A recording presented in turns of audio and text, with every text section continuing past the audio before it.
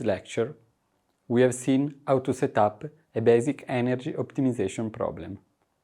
Now, let's try to add some complexities to the analysis in order to better reproduce real behavior of the electricity production system at the national level.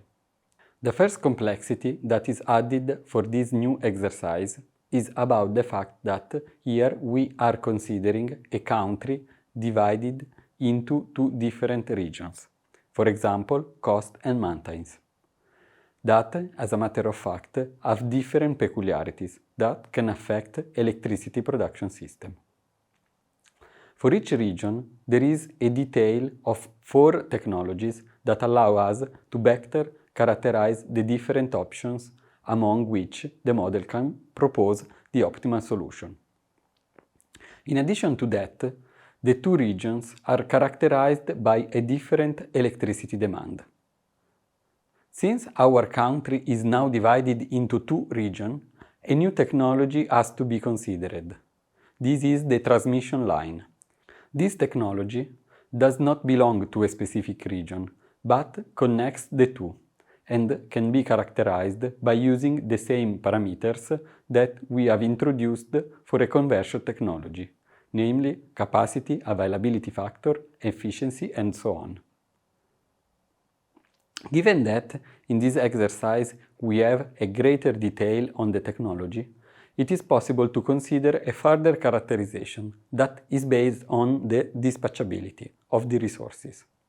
This is a differentiation needed for renewable resources, because some of them, like hydro, can be easily switched on and off like fossil fuel power plants, but some others, like solar or wind, are intermittent by nature, and so not dispatchable exactly when needed. This differentiation can thus be defined a priori, and it is possible to set the minimum amount of dispatchable resources that is necessary to maintain for the stability of the system. If we go to the baseline sheet and open the model window from the data ribbon, it is possible to see that the dispatchability issue can be handled as an additional constraint for the optimization problem, and the amount of dispatchable energy can be quantified by summing the output of dispatchable resources.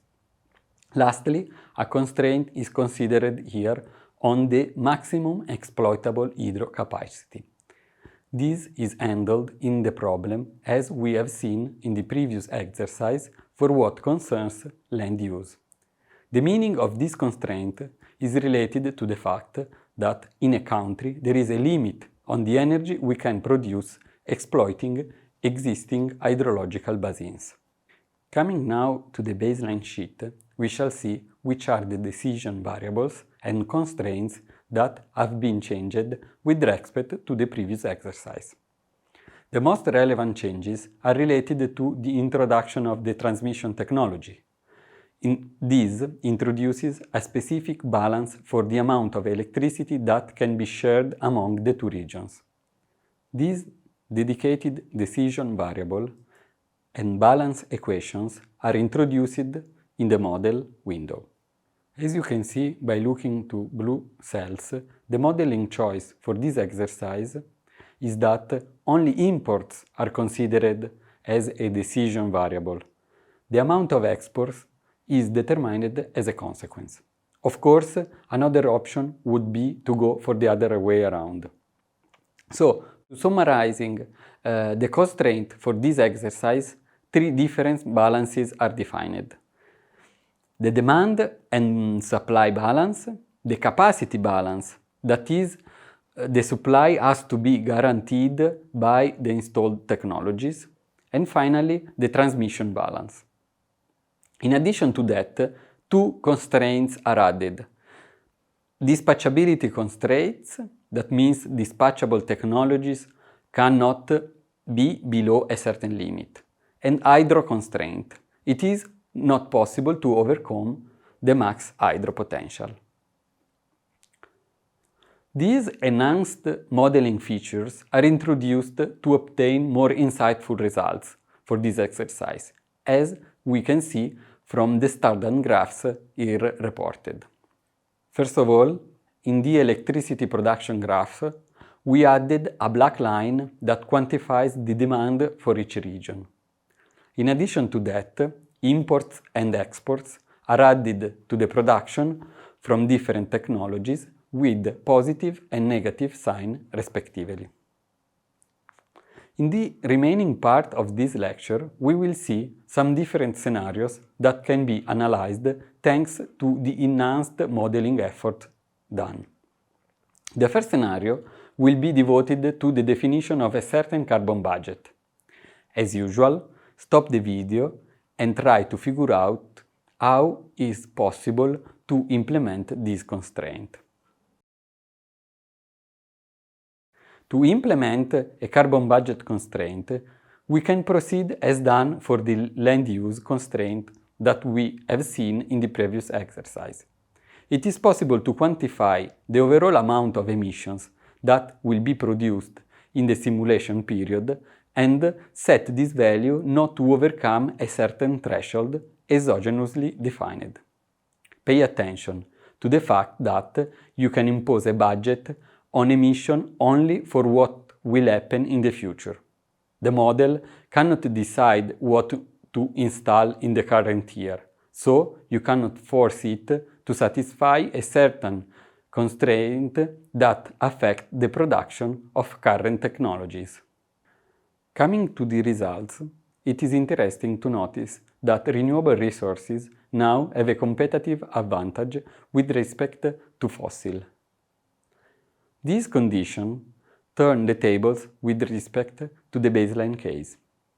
Mountain region has greater hydro potential and this can satisfy also the demand for Rome coast region. This was not the case in baseline, where the energy flow was the opposite, with imports requested by mountain region from the coast one. The next step will be devoted to a case in which the transmission line is compromised. Before I show you the solution, please try by yourself to see which are the implications of this occurrence. The cases in which the transmission line can be compromised are multiple. You can think about environmental damages, a civil war that separates the two regions, or simply bad maintenance that reduces the reliability of the transmission system. For this exercise, we shall consider an unexpected event that interrupts the transmission line from 2025 on. We have different options to introduce this change in the modeling framework. The simplest one is to define by hands that in a given period the transmission capacity is equal to 0. And this is how the change is implemented in this file. Other options can be either to exclude a certain part of the new capacity ρ for transmission line in the variable cells from the model dialog window, or to set a new constraint as model equation fixing the transmission line capacity at 0. No matter the implementation option, what is interesting to see is the effect on the results. After 2025, the model is forced to consider new installation in the mountain region to locally satisfy the electricity demand. To conclude, you have a sheet where you can simulate a situation in which a coal phase-out is planned. The implementation options for this scenario are equal to what is shown for the transmission line, so you have all the instruments for individual exercise. Take advantage of this to play a bit with the Excel file by introducing new constraints or coupling the ones we already discussed together.